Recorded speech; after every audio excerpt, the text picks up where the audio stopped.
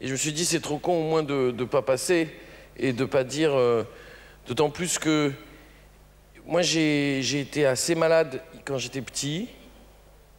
Et j'étais très malheureux. Ça fait rire tout le monde quand tu dis que t'étais malade petit. Je sais. Il y a un type... C'est rien, c'est les nerfs. Il y a un type un jour, il m'a dit mais arrête de te plaindre. J'ai dit mais si je m'arrête de me plaindre, je gagne plus ma vie. Plus je me plains, plus les gens ils se marrent. C'est extraordinaire. J'ai été opéré des 2 bras. C'est vrai en plus. Si le chirurgien il voit la télé, il va dire c'est pas vrai, il le croit pas, c'est vrai. Bon,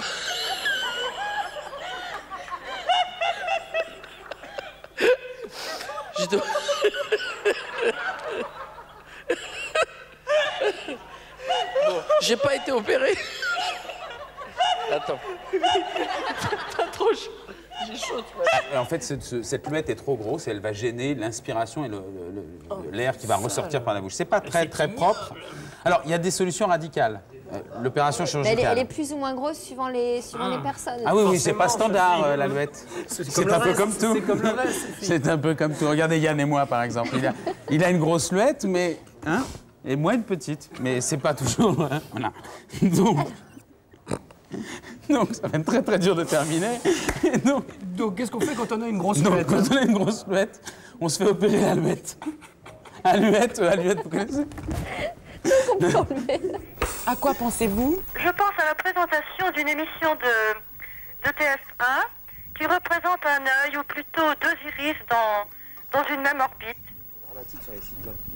Non, c'est pas ça du tout. Madame... Arrête de rire comme ça. Parfait, mais merci beaucoup docteur d'être venu nous voir et de nous avoir parlé de ce problème de vue qu'est la presbytie. Et on pourra parler prochainement également de tout ce qui est hypermétropie, myopie, tous les défauts optiques liés soit à une malformation, soit à l'âge. Merci beaucoup. Chère Nathalie, dans notre grande série des déglingués...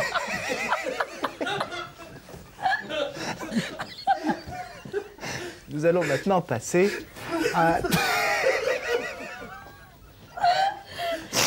je savais pas que c'était évident.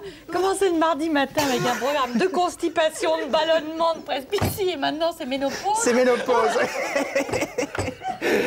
C'est la ménopause. Quand on aime, on ne compte pas.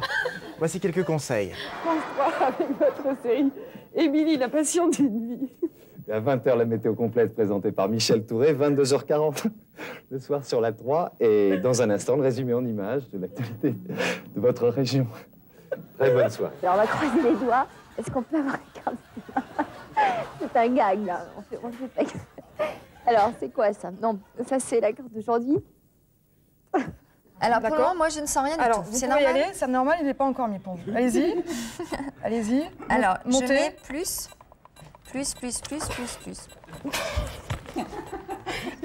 Attends. Mais c'est horrible, ce truc. Mais non. Mais c'est terrible. Mais c'est une décharge électrique. Mais non, parce qu'en fait... Non. Utile ou futile, pour commencer? Utile. Mais c'est toujours utile. C'est toujours utile. Ça plaisait beaucoup à Florence tout à l'heure. Ouais, c'est la suite, non? Oui, ça pourrait être la suite si maintenant on les fait fluorescents pour s'opérer dans la nuit. C'est les aphrodisiaques de l'amour, c'est ça? C'est-à-dire, ce qui est intéressant, c'est que vous pouvez vérifier, regardez. Non, ça se... Non. Ah bon, oui, je pensais que ça se rétrécissait. Non. Non, je ne sais pas ce que c'est. C'est la taille normale, je veux dire. Je ne sais pas ce que c'est, À quoi ça sert? Avant de t'expliquer, c'est quelque chose qui s'adapte à tous les orifices et qui évite les éclaboussures. C'est vrai. Autrement dit, c'est un entonnoir universel. Ah. Je t'explique. D'accord. Donc ça te partout permet... où on va, il s'adapte. Oui, ça s'adapte. Ah, mais c'est merveilleux, vous vous rendez compte? Ça dépend des embouts que tu as. Tu l'as fait exprès ou quoi? Mais non, regardez, c'est très... Tu sais que je suis quand même très surpris, Valérie. Non, c'est en matière alimentaire. C'est quelqu'un de très raisonnable d'habitude, c'est quelqu'un que je connais. Et là, j'avoue que je ne sais pas ce qui s'est passé. Bon. Les nerfs ont lâché un jour, et voilà. Bon, alors, le problème, quand tu transvases un liquide d'un bidon, par exemple, dans un autre bidon, en général, ça fuit, tu t'en mets plein les... Oui. Mais non, attends, j'ai rien dit, là. Ça éclabousse. Enfin, c'est une horreur. Oui. Donc, le principe... C'est-à-dire qu'il y a 15 à 20 millions de Polonais qui sont organisés en permanence dans des queues. Et ces queues secrètent leurs propres dirigeants, leur comité social de queue, leurs dirigeants naturels. Ils secrètent leurs propres droits. Par exemple, il y a... les files d'attente. Hein. Les files d'attente. Oui, c'est ça. Ils secrètent leur propre jurisprudence. Par exemple, il y a l'égalité de tous devant la queue, mais... Lorsqu'il y a une femme enceinte, elle n'a pas une priorité absolue, mais elle dispose d'une vitesse de progression améliorée dans la queue. C'est-à-dire que lorsque la queue avance d'un cran, elle avance de 2 ou 3. Même chose pour les invalides ou pour les retraités accompagnés d'enfants en bas âge. Bref, il y a une économie politique de la queue, régie d'ailleurs par le libéralisme, c'est-à-dire que les Polonais sont propriétaires de leur place dans la file d'attente, comme vous dites. Il y a aussi également... Alors ça, c'est très amusant et ça va plaire peut-être à notre amie Nathalie.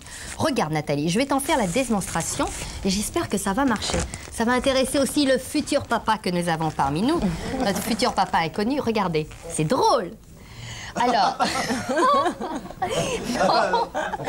non mais regardez, c'est comme un raton laveur. Cette partie est très utile. On me fait faire des choses dans cette émission. Bon, écoutez, alors, la queue fromberie. Non mais au secours. Alors regarde Nathalie. Regarde Nathalie. On met ça. Non, on met ça contre le cœur du petit bébé et il y a un mouvement qui se produit. Je sais pas si on peut l'entendre.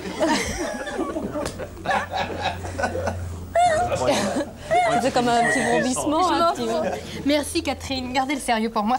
Alors on le met tout près du micro. Chut. Un ronronnement. Alors on peut le régler selon son désir de vibration.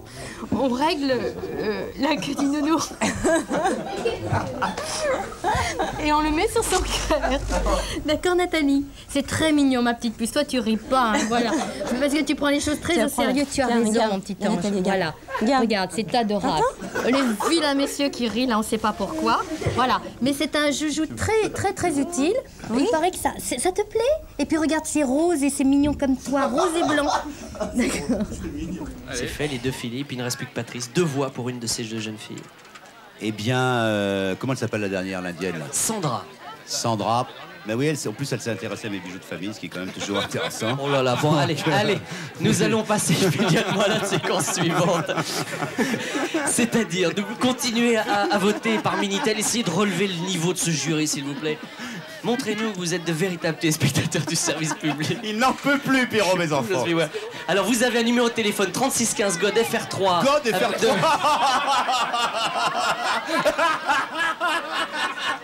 Les infirmières qui mouraient beaucoup dans les hôpitaux, oui. Elles mourraient beaucoup. Ça va être dur à se enchaîner. Eh bien, voici le moment en effet tant attendu. Le lapsus est on se reprend. Effroyable. 5,80 €. On va rigoler là-dessus parce qu'elles mourraient vraiment beaucoup. Et je termine avec ceci. Qu'est-ce que ceci? C'est un attelage, une boule d'attelage. Qu'est-ce qui se passe à l'heure actuelle? C'est que la boule d'attelage, une fois qu'elle est montée, eh bien pour la démonter, il faut prendre des outils, il faut prendre toutes sortes de choses et c'est extrêmement pénible. Ça fait rire Marc? Du tout. Oui, et donc? Et on s'était dit, ça serait bien de pouvoir la démonter cette boule parce qu'on s'en sert pas tout le temps. C'est vrai qu'on s'en sert pas tout le temps. On s'en sert pas tout le temps. Lisez un peu, papota. Et alors donc? Et l'intérêt, c'est que pour l'instant, vous ne pouviez pas le faire, surtout qu'on s'en sert en général que 2-3 fois par an. Alors voilà, maintenant c'est possible. C'est une boule. Ça. Il y a un petit système avec une clé qui vous permet de la clipser sans aucun problème. D'accord. Alors, ce qu'il faut savoir, c'est que c'est pas commercialisé encore. Et le seul inconvénient, c'est qu'il faut quand même avoir le système d'attache normal au préalable pour pouvoir y accrocher cette boule. C'est une des nouveautés. Le salon est tout content. Et ce qu'il y a par terre, on en parlera la semaine prochaine. Oh oui, en fait, si c'était possible, ça nous arrangerait. Qu'est-ce qu'elle a, ma boule? Eh ben écoute, ta poule, elle a rien du tout. Marc, je vous propose pour nous remettre de nos émotions d'aller à la cuisine. On va aller rejoindre Emmanuel Laporte. Pas des petits mouchoirs, quelque chose. Nous allons voir maintenant comment faire un bon cake. Ah. Tu peux t'approcher un peu. C'est plus facile. Et es-tu d'accord avec ce que Marc venait de me dire? En cachette. Marc fait souvent de la cuisine chez lui. Et il me disait, en fait, le cake, c'est assez facile à faire. Et c'est vrai que, enfin, c'est assez facile quand on a une recette simple comme la tienne. Mais c'est démouler son cake qui est plus difficile. Ah ben ça, on va voir après. On va le voir très vite. Parce qu'il y a un petit papier, c'est le secret du chef. Voilà, il y a un petit papier beurré. Alors voilà, on mélange bien et assez longtemps le beurre et le sucre. Enfin, les œufs et le sucre, pardon. Voilà.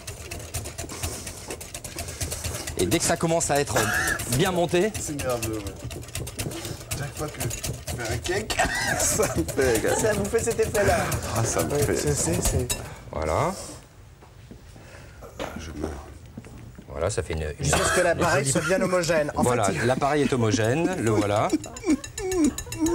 Et on le mélange avec les œufs qui sont bien montés. Hein? Voilà. On mélange le tout. Pardon, oui. Alors, il faut que ce soit bien... Marc mon invité, c'est la deuxième fois. C'est la deuxième fois que tu viens, c'est la deuxième fois que tu te casses. Avant la fin de l'émission, je vois bien. On a beurré le fond du moule et on a mis un papier. Voilà, on vide. On est un peu cabot. Vite, pendant que tu vas le faire, en fait, Jean-Luc, moi je vais vous quitter un court instant. Mais bien sûr. Pour aller faire le... Et moi, je bouge. Pour faire le générique, non, c'est pour le sommaire, simplement. Okay. Merci beaucoup à Marc Lavoine d'avoir été avec nous. Petit à petit feu, le single, et puis Marc Lavoine, Lavoine-O-Matic. Voilà, c'est les 2 derniers albums de Marc Lavoine. À bientôt, Marc. Merci, et puis on mangera du cake ensemble. À bientôt. Les gens ils me disaient, mais comment vous avez fait dans mon bout du monde pour grossir comme ça? C'est pas difficile. Regardez, il y a 30 litres d'huile dans la poêle. Il y a plus d'huile que de poêle. Il y en a plus dans la brique d'ailleurs que dans... Le problème, c'est de maigrir. Bon, Tata, faut leur dire ce que tu as fait aussi, là. Qu'est-ce qu'elle a fait? Elle a fait ça aussi. Des cigares. Des cigares aux amandes. Des cigares aux amandes. Alors, les cigares aux amandes, pour les faire, je vais vous expliquer. Vous prenez de l'huile. Quand t'as fini l'huile. Quand vous avez pris 150 calories. Quand vous avez pris 35 kilos, vous êtes vers 2 h de l'après-midi. Vous attaquez le miel. Il y a pendant ça, heureusement, 17 ne se laisse pas. C'est-à-dire, ça, regardez ça. C'est 450 000 calories. C'est les trucs qu'on donne aux types qui sont anorexiques. Et tu manges ça, et après tu manges pas pendant 15 jours. Et là, nous avons de la nourriture pour à peu près 30 millions de personnes. Parce que Lucette, elle a réglé le problème de la faim dans le monde.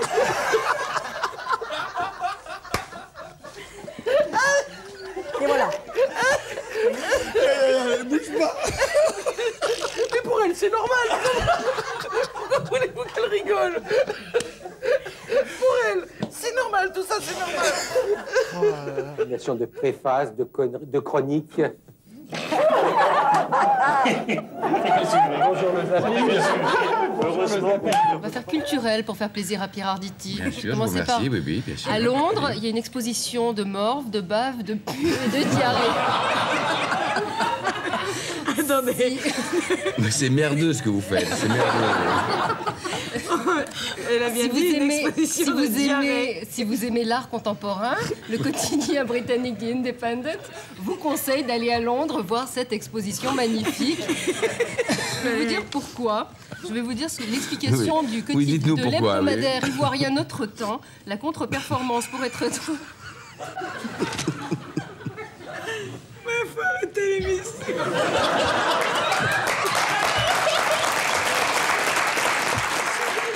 J'ai le maquillage.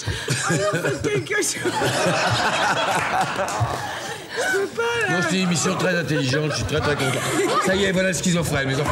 Arrêtez avec ce micro, merde. Moi aussi, je pleure. C'est dégueu.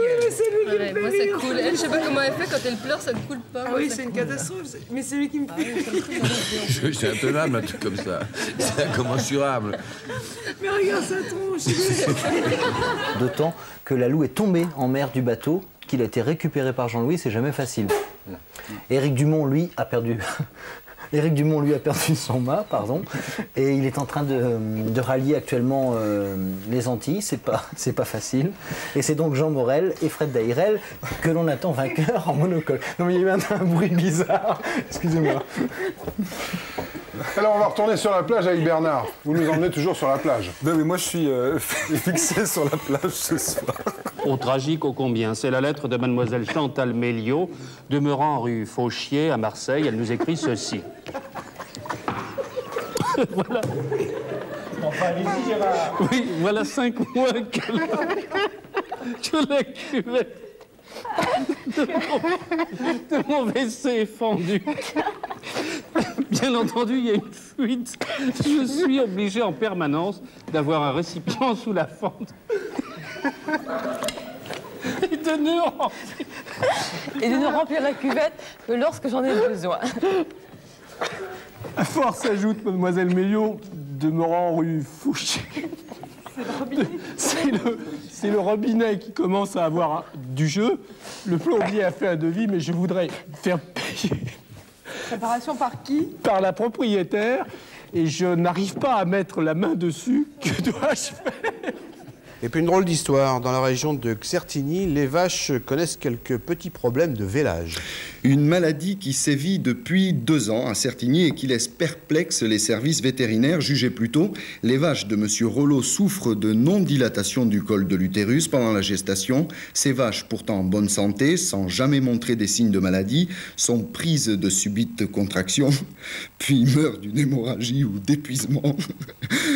Seule une pratique rapide d'une césarienne peut sauver les vaches et vous, puisque le col de l'utérus reste fermé, quelle que soit la période de l'année à laquelle se déclare cette maladie.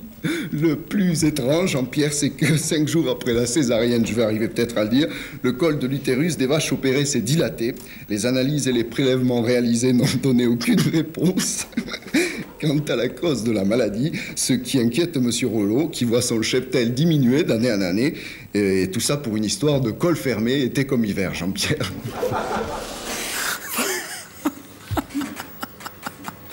Franck Lorraine, écoute. Parlez-moi de l'émission de demain, s'il vous plaît. Ah, ça va fumer demain aussi, parce qu'on va consacrer un dossier complet à la filière agroalimentaire régionale, parce qu'en Poitou-Charentes, eh bien, il y a 23 000 salariés. Un chiffre pour que vous compreniez bien, 14 des 25 premières entreprises exportatives du Poitou-Charentes sont dans l'agroalimentaire. Ça vous donne tout de suite là aussi une idée de la grandeur de la chose. Oui, continuez. Puis, oui, demain après on ira au Pont de Cé. Pont de Cé, c'est dans le Maine-et-Loire pour vous proposer un truc où il y aura beaucoup moins de fumée. C'est un musée insolite local qui s'est spécialisé dans les coiffes traditionnelles. Il y a vraiment de magnifiques réalisations. C'est d'une finesse exceptionnelle. Bon, je vous rends le truc parce que... Je cède ma place après 4 ans, donc 4 ans pour monter un club en Champagne. Alors, un club qui marche relativement bien depuis sa création, depuis 4 ans. Vous pouvez déjà dresser un petit bilan de 85 de vos animations, de vos réunions? Oui, en 4 ans, il marche très bien, puisqu'on a une trésorerie très saine. Et en plus, oui, vous me posez des questions assez sur la de temps. Il y a Francis Orny, là, qui va nous présenter le journal et qui rit derrière nous. Au niveau des animations, qu'est-ce qui s'est passé? C'est ce qui s'appelle le fou rire. Alors, M. Boudin va se reprendre. Au niveau des animations, tout au long de l'année, vous avez eu un certain nombre d'animations. Oui. Pour Alors, ce qu'on ne sait pas, par exemple, c'est qu'au bout de l'île de Nantes, eh bien, les quais, on les doit aux Américains, les infrastructures. Les quais que l'on voit encore actuellement, ces quais entrelacés, là, poutrelles de béton entrelacées, sont en fait des quais pour l'essentiel américains. Et puis, dernière chose, le débarquement a eu lieu, donc, vous avez un petit problème de siège, le 26 juin 1917. Est-ce que ça a été un tournant comme lors du premier débarquement Alors, ça a été un tournant, pas immédiatement, mais à terme, c'est un tournant extrêmement important au niveau stratégique, dans la mesure où, effectivement, donc, ça permet à l'armée française, comme dit Pétain, d'attendre les chars et les Américains, de relancer, effectivement, l'aspect militaire. Merci, monsieur Kilfeuch.